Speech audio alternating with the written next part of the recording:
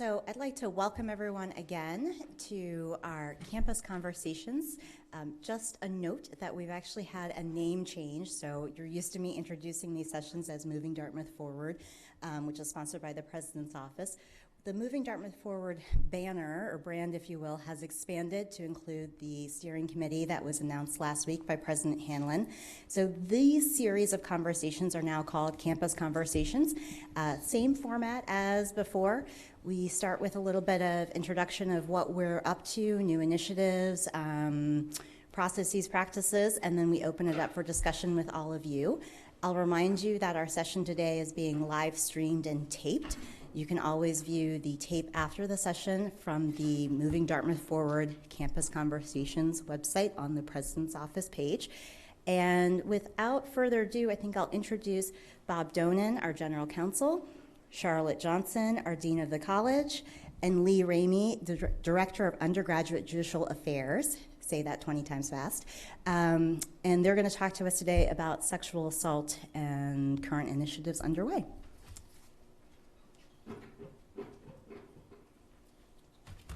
Thank you, Naraya. I'm Charlotte Johnson. I'm Dean of the College, and welcome. We're so glad you could attend today. So as I'm sure I don't have to tell you, there's a national conversation going on about sexual assault prevention on college campuses, and that conversation is being led nationally by President Obama and Vice President Biden.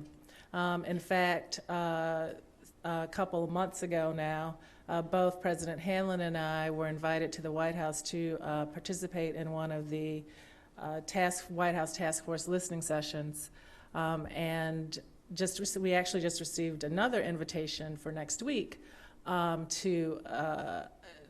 attend, to appear before the White House Task Force, and I'll be attending on behalf of Dartmouth. So Dartmouth is very much involved at the national conversation level, and of course, we're here doing a lot of really good work on the ground.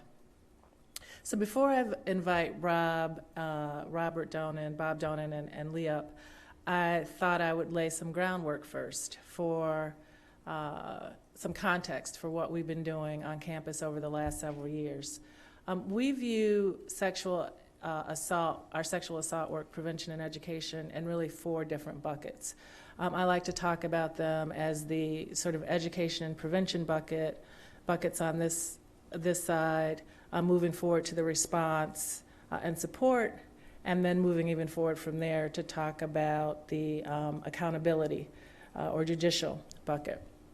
So Dartmouth has in the last several years reinforced or upped its resources on the support front, hiring a new sexual assault prevention coordinator, doing some work in health promotions in terms of making sure that our response piece is met. We also set up a sexual assault response team that is headed by Christy Clemens and includes undergraduate deans and other folks, and Leigh and other folks from across campus and folks from safety and security, so that we can make sure that in responding to complaints of sexual assault, nothing that we need to do in support of the complainant or the accused for that matter falls through the cracks, and that has actually worked quite well.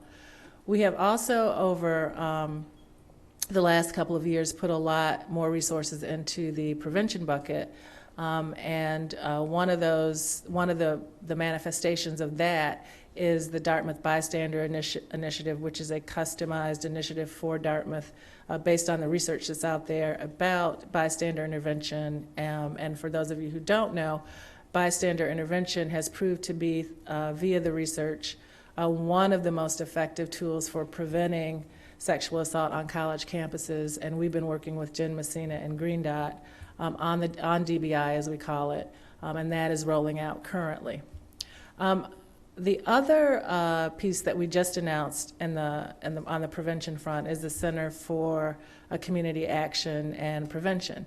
And that center, which will come online in the fall, is really sort of the next piece in our prevention efforts, and it is meant to, the center is meant to encapsulate DBI and other prevention efforts pursuant to a strategy of broad-based mobilization across the community.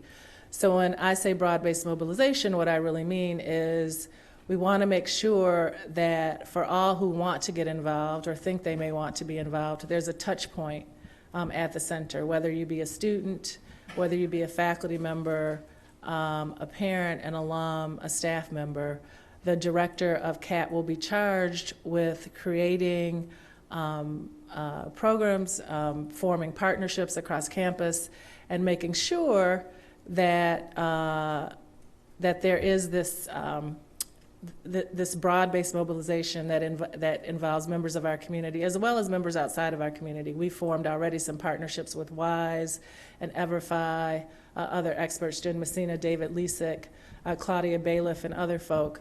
And everyone in this new center will be invited to the table as we continue our work on preventing sexual assault on this campus. The last piece I'd like to mention before I turn it over is the thing that we're doing. So we've got education and response on this, education and prevention on this end. And on this end, of course, we have the accountability piece. And we have put forward for the community's feedback a proposal that would move our judicial response to these cases to a single investigator model. And both Leigh and Bob are going to talk about that in a little bit more detail. But keep in mind as we're talking about this, that one of the overarching objectives of everything we're doing really, including the prevention model, including prevention and including this new investigator model, is to create a climate of reporting and a climate of accountability. And with that, I'll turn it over to Leigh and Bob.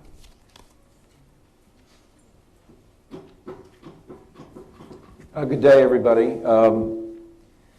So as Dean Johnson just mentioned, and as I think all of you probably know, President Handlin, Dean Johnson, with the support of the provost and the deans of the faculties, have proposed a new student disciplinary process for the handling of cases involving allegations of sexual assault. So this is in that three-legged stool that Charlotte was discussing involving education, prevention, and accountability. This is one of the pieces that relates to accountability. Why has the college made this proposal?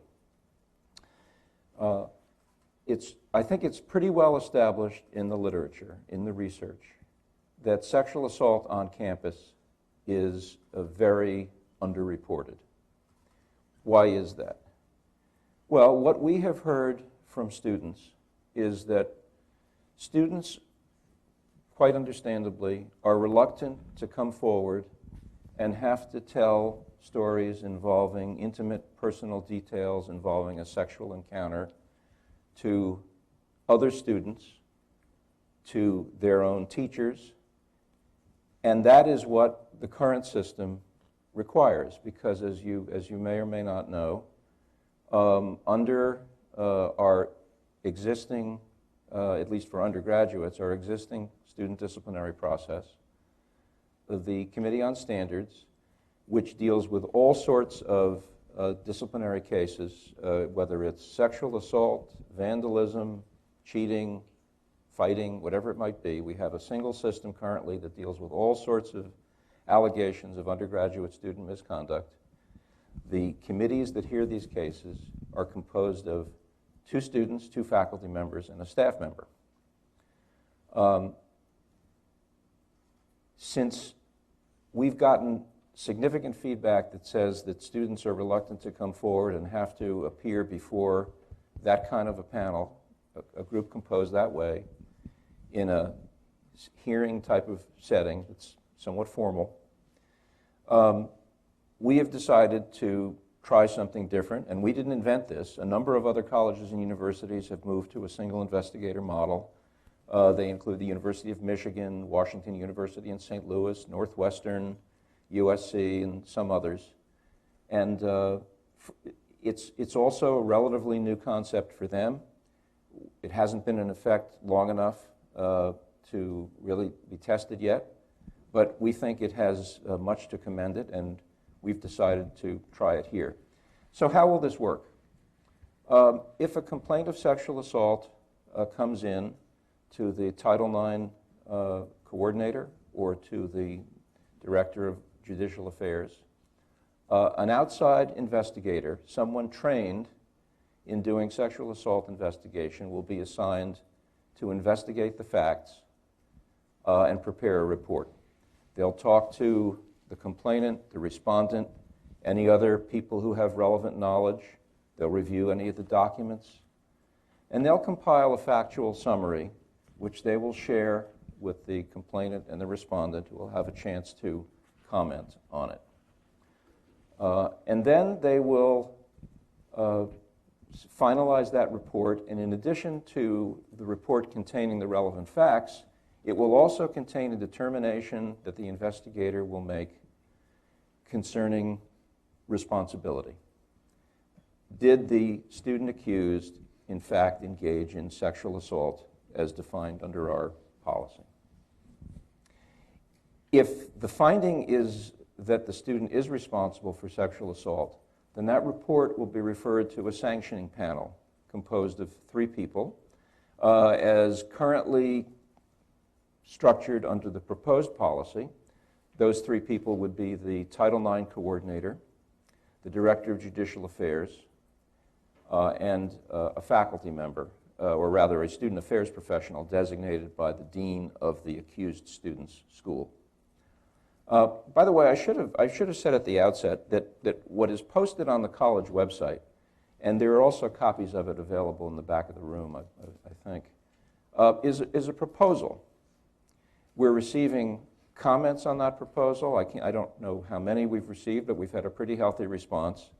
And every one of them is being considered, and there may be changes by the time we finalize this. But in any event, the structure is that if the accused student is found responsible, the case would be referred to the 3-person sanctioning panel that I described, and they would decide what the sanction should be.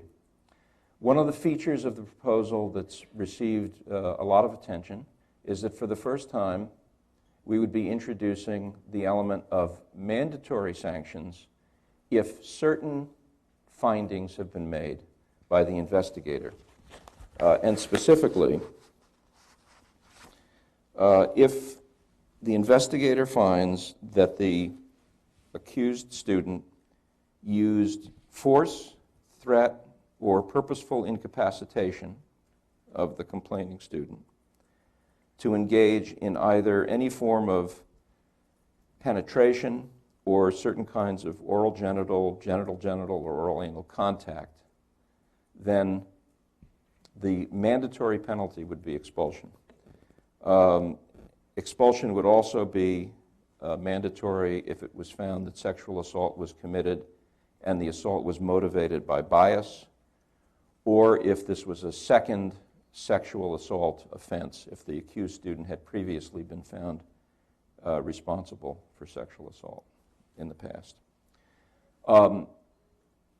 In situations where none of those 3 circumstances is present, but where there was penetration, then the sanctioning panel would be asked to indulge a presumption that the appropriate penalty is expulsion, but that presumption could be rebutted depending on the circumstances of the case.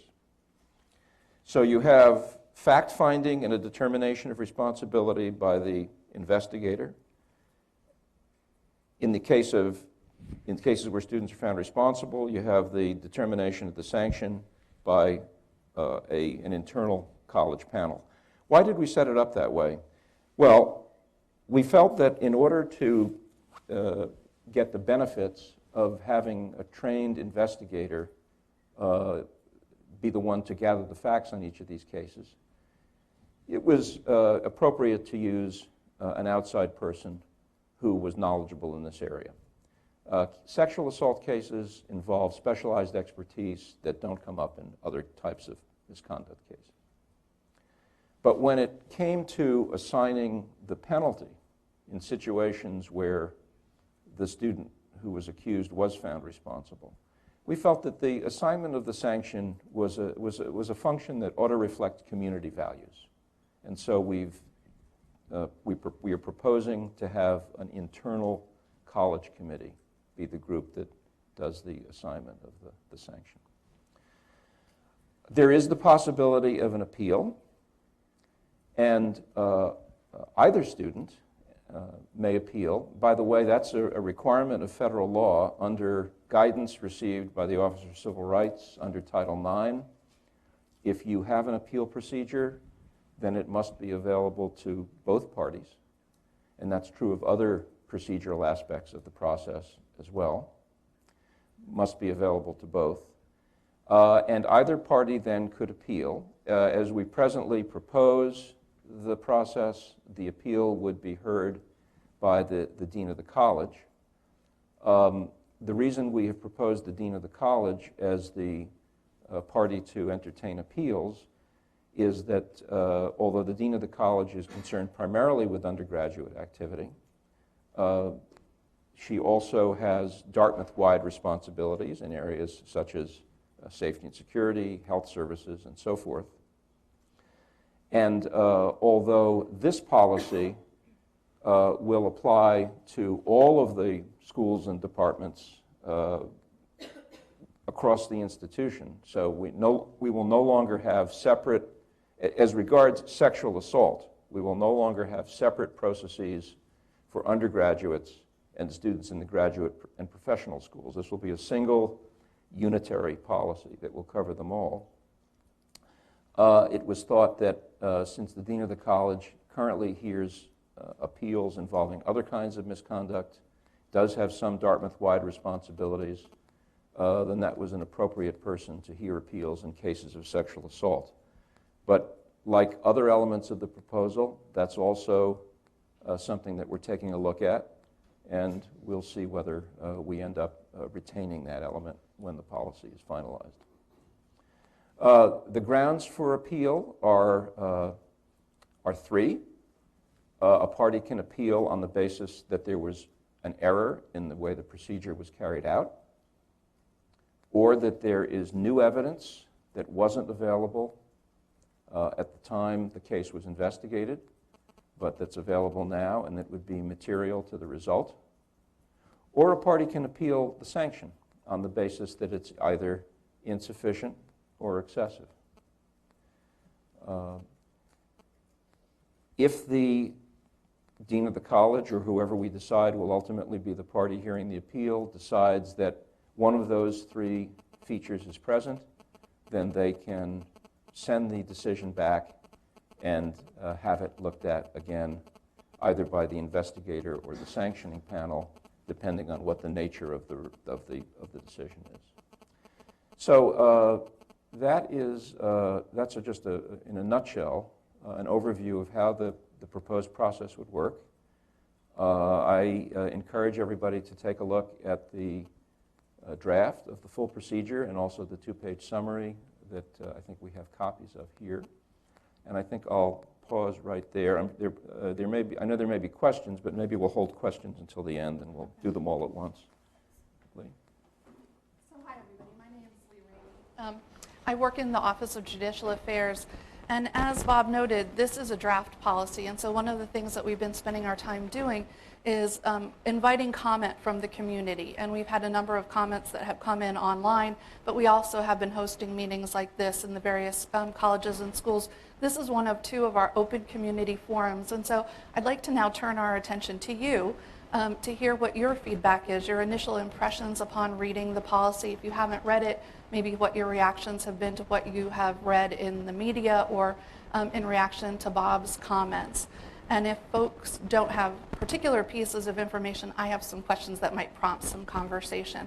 So feel free to hold up your hand. I see two people in the back with microphones who will come to you. So who would like to start? Josiah. Hi there, I'm Josiah. I'm a community director here. I work in the East Wheelock cluster. I'm just curious if you're able to comment on the fee structure of the proposed model. Oh, I'm sorry, on the fee structure? The fee structure for an outside consultant. You're asking what we pay to investigate? Simply put, yeah, what would we be paying them, and if there's a fee structure or a plan to pay for it? That hasn't been determined yet. We're in the process of identifying the people who will serve as investigators. And in general, what I can tell you is that there'll essentially be, I would say, of three types. And I should say, what we have in mind is a group of perhaps 3 or 4 people in the local area who have background in this area and who will be trained. And I'll say a word about the training in a moment. They'll be drawn from, in one case, some of them will be lawyers. Some of them will be people with law enforcement background who have done this kind of work in their law enforcement professional life, but who are retired. And others may be people who have simply developed a practice doing these kinds of investigations for educational and other institutions. The fee will depend on, it will be influenced partly by which category person we're talking about, because their rates do vary. But we will be creating a budget to accommodate this. The training, and now what we, some of them, all of them have experience of one form or another doing this kind of work. But in order to create a common baseline of training, and in order to be sure that each of them is doing their work with specific reference to our policy, which contains its own set of policies and procedures and definitions, we'll be doing a common training for everyone who is going to be an investigator under this system.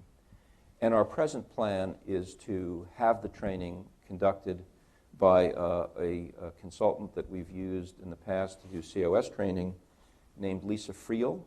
Lisa is the former chief of the Sex Crimes Prosecution Unit of the Manhattan District Attorney's Office, and has since left that office and developed a consulting practice advising colleges and universities and secondary schools in this area.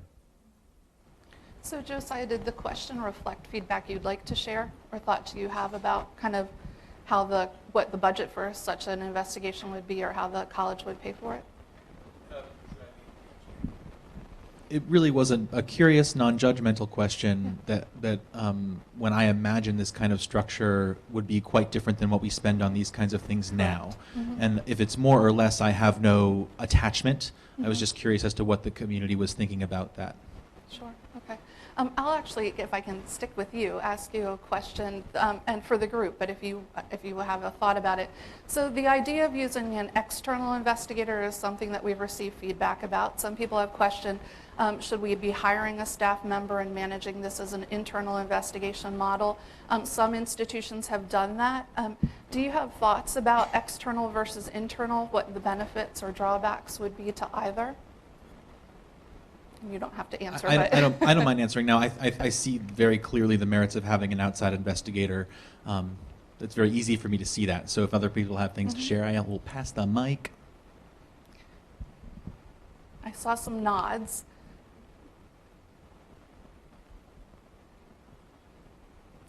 Yeah, buddy.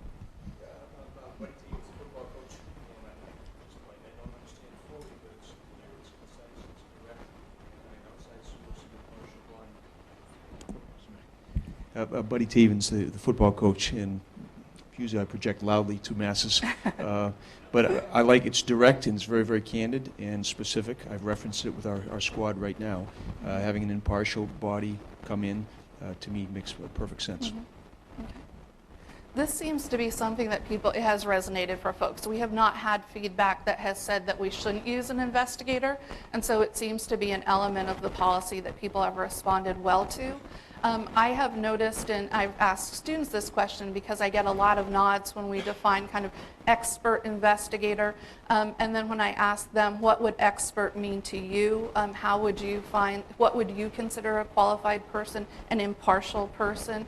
That's another area that I think folks have not given concrete feedback about, but is something that I see a reception for. Yeah. Other thoughts? Yes, in the back.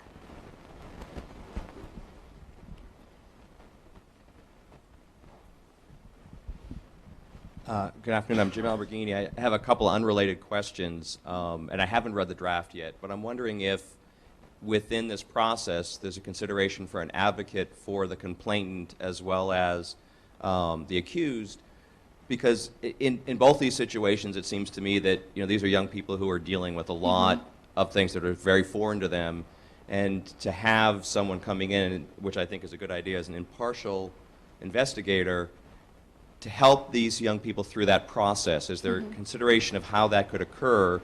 And then another part of this first question is, if we are going to go that direction, what kind of training that might be different than the investigator could these folks get? And I'm going to jump to my next question. It's unrelated, if I could. Yeah. Will this new policy look backward, specifically to people who have already had, as it relates to a second offense? Because so much of the research shows that this is a very much a serial event, that very few people are, maybe in predatory situations. And how will the new policy deal with our history specific to previous events? So there's two very different questions, but thank you. So I'll start and go ahead and try to respond to the question about support and advocacy roles. It's something that has been asked by a number of people. It's a question that honestly, when students in my office would charge a student currently, they'll come in and their family will come in and say, how do we respond? What are the resources for my son or daughter facing this type of an allegation? I think that students have been pretty quick to articulate the advocacy and support, and that's one of those buckets that Dean Johnson talked about, that the SAP program provides to students who would bring forward a report.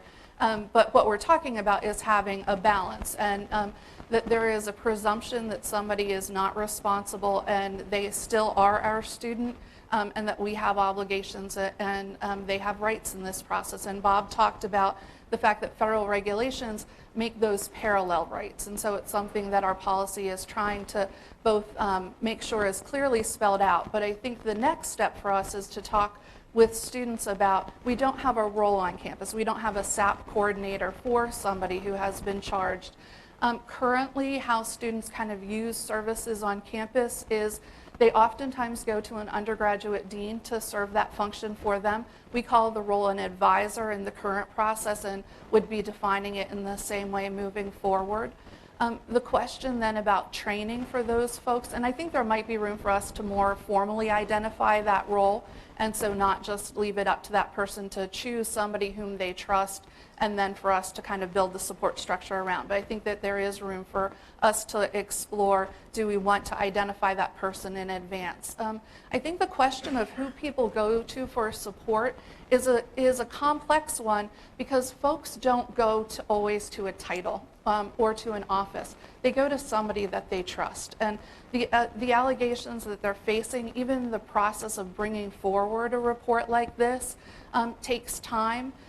People kind of they read cues from the first person that they spoke with. And so I think that we can create a structure that might kind of name the SAP program as where you might go. But there shouldn't be a presumption that is the only place one would go. The SAP program has been doing a lot of work this year on first responder training. So to make sure that members of our community at large are aware of how to respond and listen in a non-judgmental way to somebody who's bringing forward a report. And I think that we need to continue with that work. The training, I think, is similar. And if you imagine you're listening to somebody tell you their personal experience and their account of what happened, it is a similar set of skills for people who would be responding to a student who has been accused.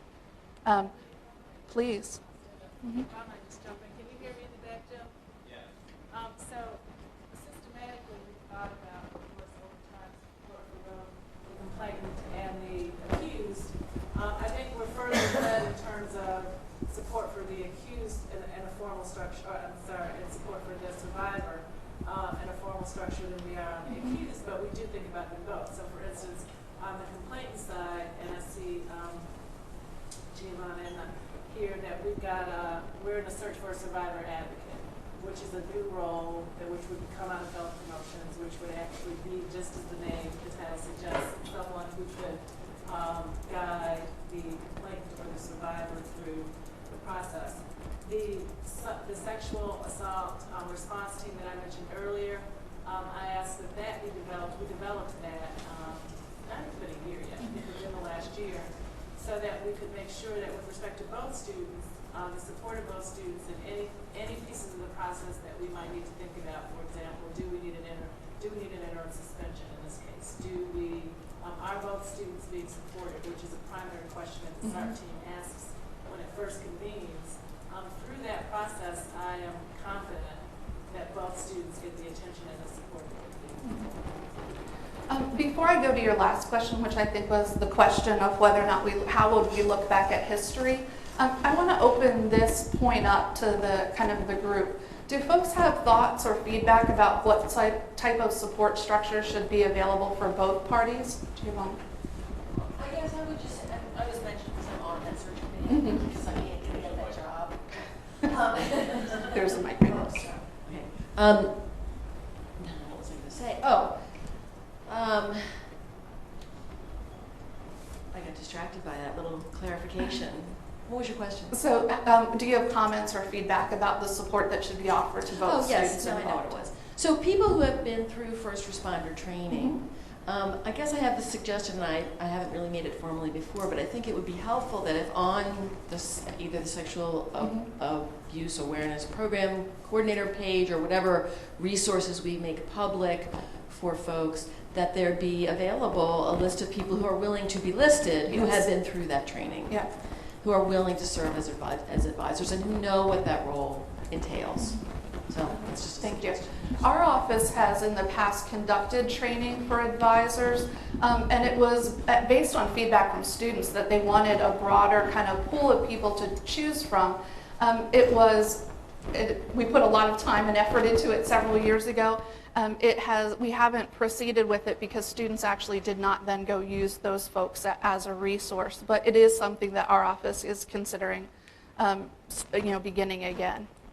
So, other thoughts on the support or the advising or advocacy, however you want to define that, what that would be offered to either student?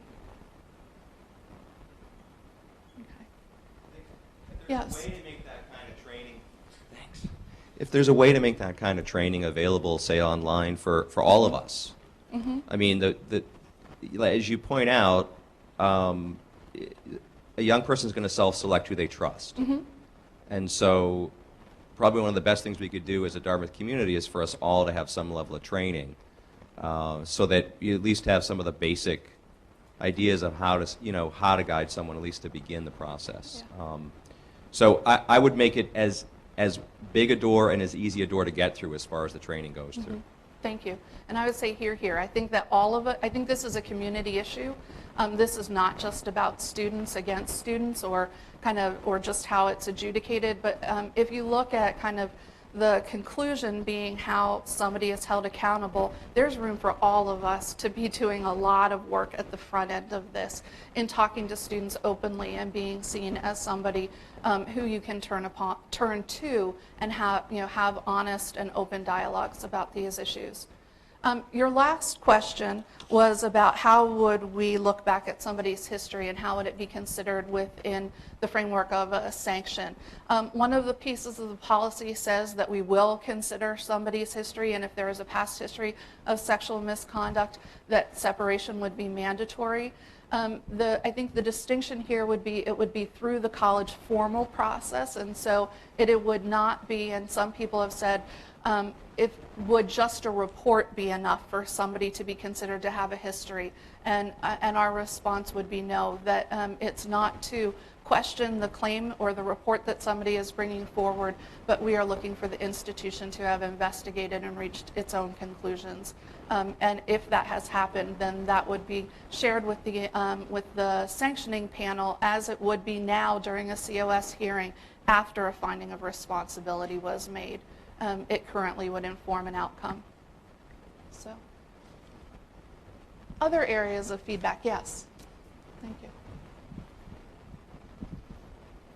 Hi, I'm just curious to know what do students have now in place in terms of information and learning about and being educated about what constitutes sexual assault or sexual misconduct.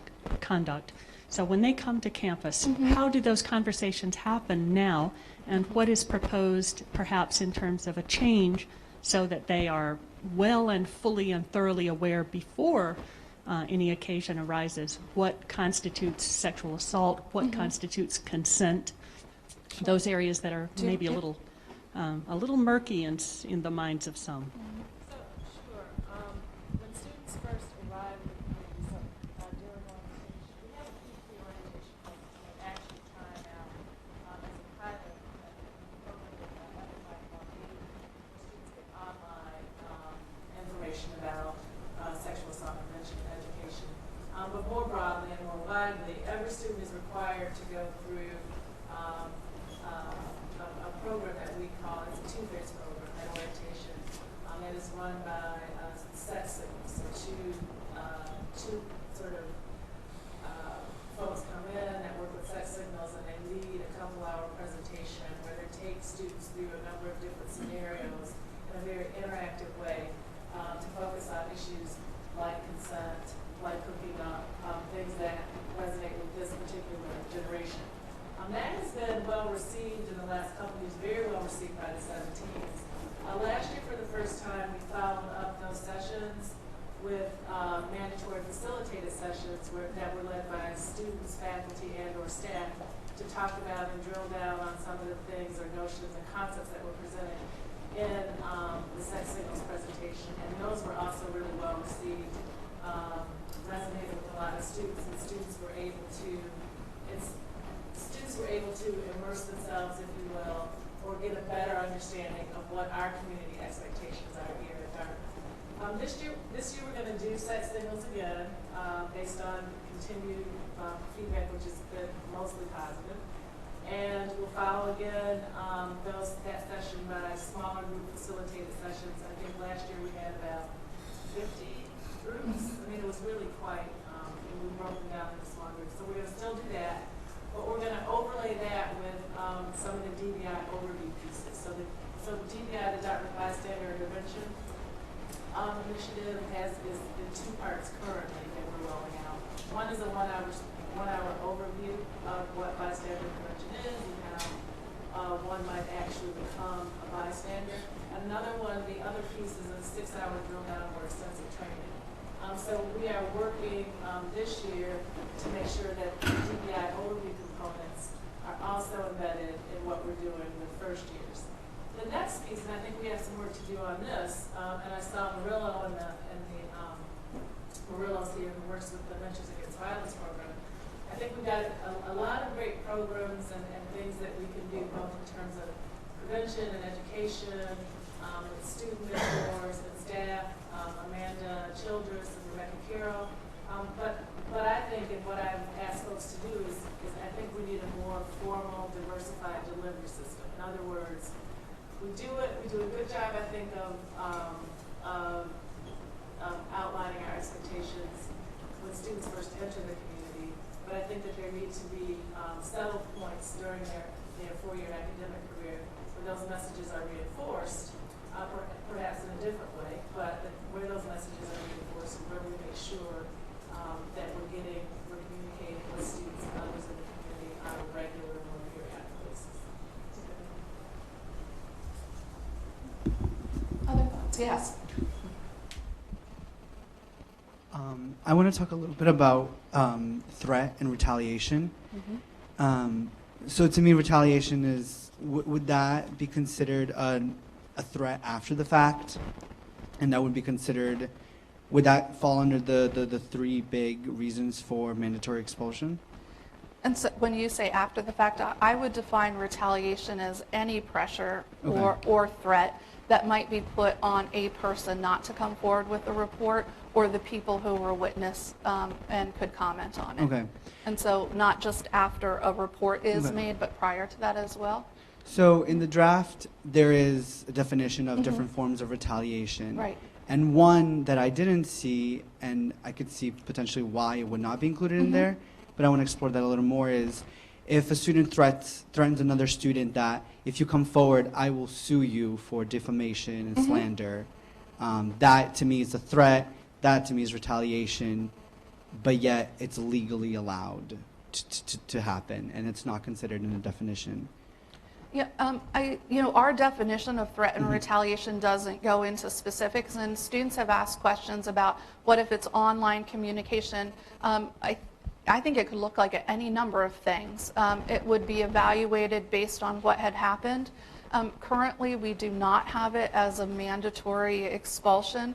I think that we're leaving room to be able to respond to the specifics of a case and what is being brought forward. Within our community, kind of questions, particularly of online harassment, come up repeatedly. There are some, I think one of the things that students feel frustrated by is when they come forward with a report and they have the printout, the screenshot of an anonymous comment that was made about them, and we're not able to identify the person who did that. I think what we need to do is we need to build a community culture that says this is reprehensible. I think that students are starting to give voice to that, and I do think that that's going to be something that the peer culture is going to have to influence. There can certainly be accountability through the college if we're able to identify who, how, and what. But I think that there's a fair amount of chit-chat that happens around and about a case that we may not be able to influence through this process, but certainly can try to influence in other ways. So what if an accused student were to threaten the college to sue for defamation and slander? How would the college maneuver that situation? Bob, would you like to respond? Thank you for the question. I don't think we can get into telling you what a result would be in a specific case because it's going to depend on the circumstances. But I think if you take a look at the definition of retaliation that's in the draft, it's pretty broad. Yeah. Includes but is not limited to pressuring a person to drop or support a complaint of sexual assault. That encompasses a lot of things. Engaging in conduct that may reasonably perceive to affect adversely a person's education, living, or work environment for making a good faith report of sexual assault. The fact, and keep in mind that the fact that conduct may not fall within the scope of a mandatory expulsion requirement does not preclude the sanctioning panel from ordering expulsion in a proper case. It leaves them discretion to apply the full range of sanctions depending on the circumstances. And do you want to respond to the question about if the college was threatened with a lawsuit? That's how I understood your question. I wouldn't, again, I'm not going to get into commenting on specific fact patterns because it would depend on the circumstances. But as I said, the language in the retaliation provision, I think, is broad enough to encompass quite a broad range of circumstances. And does that address what I am hearing kind of as your feedback, is you think it's important that retaliation be defined broadly and that it include kind of electronic communication, threats of lawsuits? Yeah, my concern is that certain students can afford really good lawyers, other students cannot, and that inequity and inequality between the student body can just create room for forms of these forms of retaliation that are not necessarily accessible to all students. So not all students can retaliate in that manner. Some can, and that's my concern. One of the things you mentioned, and I think one of the things that's most problematical is our anonymous websites. And they're problematical, of course, because by their very definition, people don't need to actually post their name, and they feel free to make all kinds of comments, as you all probably know better than me. I want to add that in those instances where we think on an anonymous posting, for instance, for David, we have posting that violates our code of conduct or violates law, we very aggressively try to identify the identity of that person. And in several instances in the last year, we've been successful in doing that.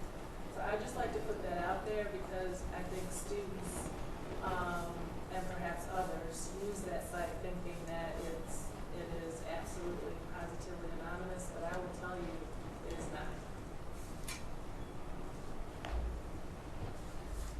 Other feedback about retaliation and the portion of the policy that addresses this? Yeah. I'm sorry, I didn't have a question okay. about retaliation, but I just wanted to know, I know that re-victimization is really problematic when victims have to tell their story again and again and again. Would the new policies cut down on the number of people and the number of times a victim must retell the story? Mm-hmm. I think we try to respond to that in our current system as well. One of the things that we have had some recent conversations with Hanover Police about is if somebody went to the police and gave a report and was interviewed there, is there a harm to that person to ask them to then repeat to somebody in our process? And so we would work with them to obtain their interview. And if a student releases that, that's something that should not be a problem. The idea of having to kind of retell, currently, so say for example, a student comes forward and shares with one person a full account of what happened to them and is seeking some of the interim measures that Dean Johnson talked about. They would not have to explain why they were asking that of, say, the housing office or the undergraduate dean's office to secure those interim measures.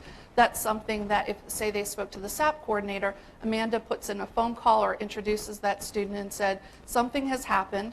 I think that this is a valid reason for, and we move forward. And so I think that what you're raising is something that we try to be sensitive currently. Moving forward, there will be that piece where if, say I'm the person reporting and I came to you and shared what had happened, but you're a student and you're not the investigator, I would need to then speak to the investigator as well. But the goal is to kind of limit the number of times that somebody has to retell an account.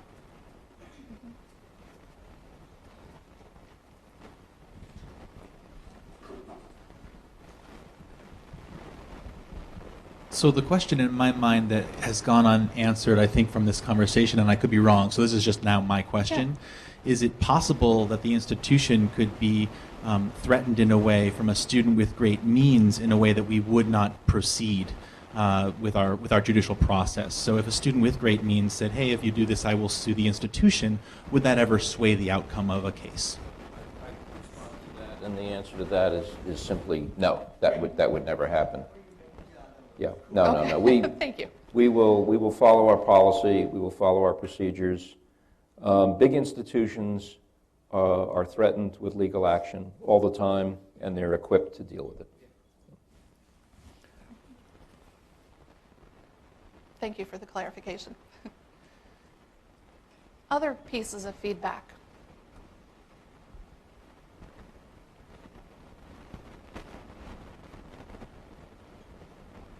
When folks read the definition of consent, I'm curious, are there elements there that you think are missing?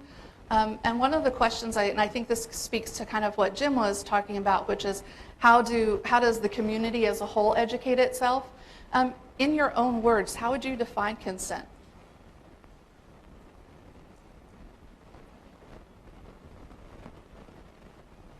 I know the microphone is intimidating, but.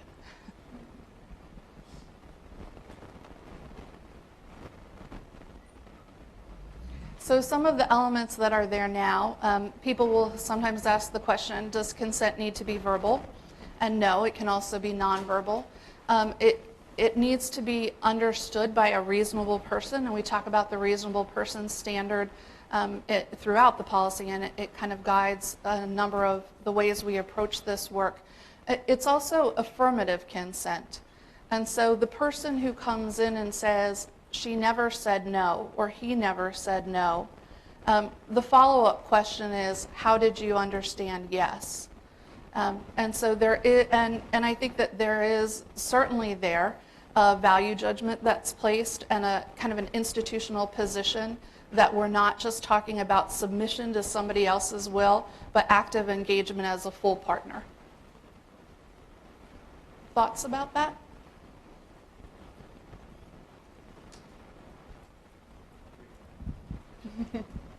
If I'm talking too much, you can talk faster. I'm sorry. Other people are probably relieved. Yeah, okay. So So this may be a can of worms that is too big for this space, and I really want to appreciate that first. My understanding is that young people, and in fact men and women across the globe, are taught a script, a very specific social script, where men are supposed to take the first rejection as the first play in something that will eventually lead to yes. That women are trained to resist and men are trained to push through that resistance.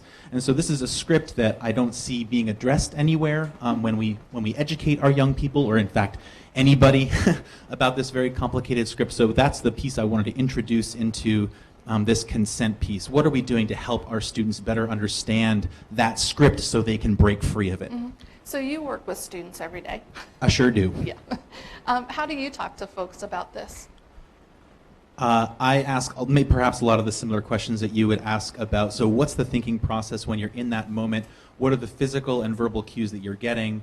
But then the meta conversation about social structures that influence them have to do with asking them what their masculinity or femininity means to them, how they think it plays out in the initiation process in particular, where 80%, this is from my own research, 80% of our Dartmouth students still think that men are expected to initiate all relationships, whether they be romantic or otherwise.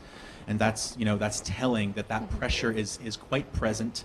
And I don't think, so the conversations I have with men are, how do you navigate that, where you feel like you have to be the person to do this, but you really don't know how. And you're also worried about hurting someone, because most of our men are very concerned about hurting someone when they're expected to be the initiator of a sexual encounter.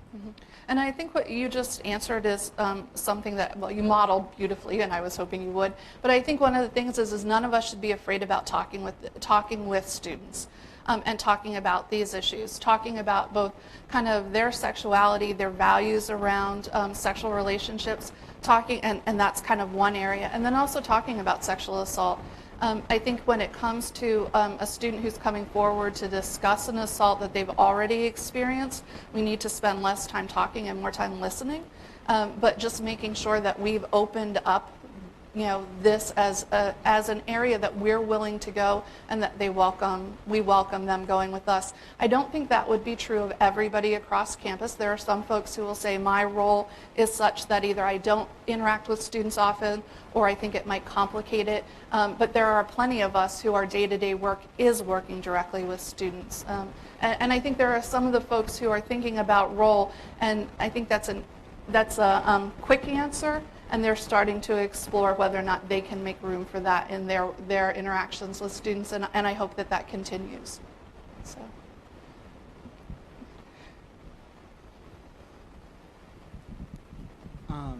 I've read other college policies on consent, and an approach that I've seen other colleges do is not just saying what's not consent, then no, but sort of, this is what we want to promote, because there's two definitions that in my education program I include, but that I don't see here, and I could see why it would not be here, because it's not as clear cut. One is coercion is not very well defined here. It's just a word. Okay. I would appreciate a definition of what coercion means, because it means a lot. And one thing that I don't see here is the persistence. How many no's do you have to hear? Because sometimes when I hear female students and survivors saying, I gave thousands no, but then I finally said yes. Is that really consent? So the persistence element I don't see here. And enthusiastic consent is also, or to me, consent has to be enthusiastic. There's a difference between, sure, I guess, and yes, let's do it. And although that obviously cannot define a sexual assault, but laying down a groundwork for this is what good consent is. We want to promote the framing, a healthy, positive framing can also help students understand, okay, I don't know what to do, but I also have groundwork and a frame for what to do, not just the what not to do. Yeah, I appreciate that, and you're saying you'd like to see that incorporated into the policy. Yeah. Obviously, you can't necessarily say, because the consent was not enthusiastic, therefore it's rape. But at least having some sort of framing that this is what good consent looks like. Because from here, I know what bad consent looks like, but I don't know what good consent looks Sure. like. And I think that's also feedback that's really valuable for the education and prevention work that we need to be doing. Students or folks who were at the SPCSA forum may have already heard me say this, but this policy, and I think actually many of our policies, people read too late. They read after something has happened. People don't come to Dartmouth saying, I'm going to rape somebody, or I'm going to violate the honor principle, or I'm going to get in a fight and hit somebody. And so in preparation for that, I'm going to inform myself of what our policies are. They're a bit dry, they're long, but there are ways for us to take the information that's in a policy and put it forward into the educational work that we're doing with folks, and that groups like MAV are doing, that gives people the tools in a way that isn't dry and isn't pages and pages of text, but is something that they can relate to. And so thank you for that feedback. I think it's important. Yes. I'm speaking here as a parent. Related to that idea, I like that idea of good consent. Yep. And I think the concept of incapacitation, because there's a whole lot of, loss of judgment and Yes. loss of good informed judgment that occurs before actual incapacitation. And I think, again, that's not something where you could say this is assault, maybe, but it sure isn't good consent. How would you address the question of incapacitation versus intoxication? And sometimes intoxication is a path to incapacitation, but I think what you're talking about is there are lots of things that happen on that path Right. before somebody loses Exactly. consciousness. Right, and I don't have any answers. I recognize how very difficult these questions are, but I really like that idea of good consent versus impaired or flawed consent. So. Looking at time.